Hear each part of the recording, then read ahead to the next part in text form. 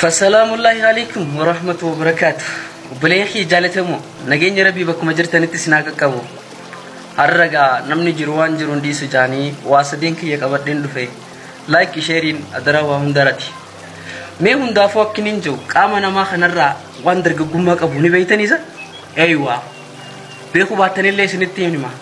كامنا ما خنرا واسدين دلوا مني جان كينسي خوني سندلوا مجان رفنسيني سندلوا مجان سمون نماتي سندلوا متجان bareedinni fuulaa jaan haga umriin dabalaa deemuun hirrachaati deemaa jaan bareedinni sammuu ammoo haga qaamni namaa kun dulloomaa deemuuni dabalaa deema jaan malli ganama dhufaa humniti ganama dhufti malli immoo galgala dhufa jaan ergaati dulloomtee mallillee si dhufa rasuula rabbi sallallahu alaihi wasallam gaafatanii gaaf tokko akkana jaaniin irra fagoon addunyaa tanaa maalii jennaan rasuulli rabbi sallallahu alaihi wasallam هوي المنا ما تيجي نمني هندي هوي كبا هوي خينيوان هوي نهون دقل ما ربنا فاقو الردي هونو مالي جنة رسول ربي صلى الله عليه وسلم دعاجي قناف بليه فيها واسدي برباچي سادا بيكم سسمو ارغت چوداف واسدي قباتون درق مجان ربي يادچون يروهون درق مجان اكس مماس بيكم سحيوتا يادچون درق مجان akas mummus namoota gaggaarii hojii gaggaarii dalagan wajjin taa'uun sammuu namaa kanat beekumsa dabaluudhaaf barbaachisaadha jaan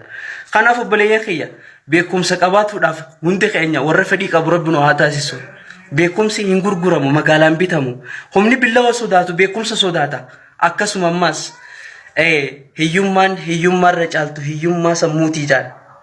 amal qabeenya caalu qabeenya sammuutii jaan hiyyummaa caaltu jaan hiyyummaa wallaalummaati jaan akkasuma ammas amalli qabeenya caalu jaan amala gaarii haala gaarii qabaatuudha jaan obboleeyyan kee jaalatamoo waa hunda caala waniin isin dhaammadhu beeytanii dhaamsa waliif dhaamnu kana adaraa akka lafan keenya gurri sadii uma jaan gurratti qaawu gurra garatti qaawu jaan gurra qalbitti qaawu jaan gurratti qaawu ni dhagaawu mata kan qabatu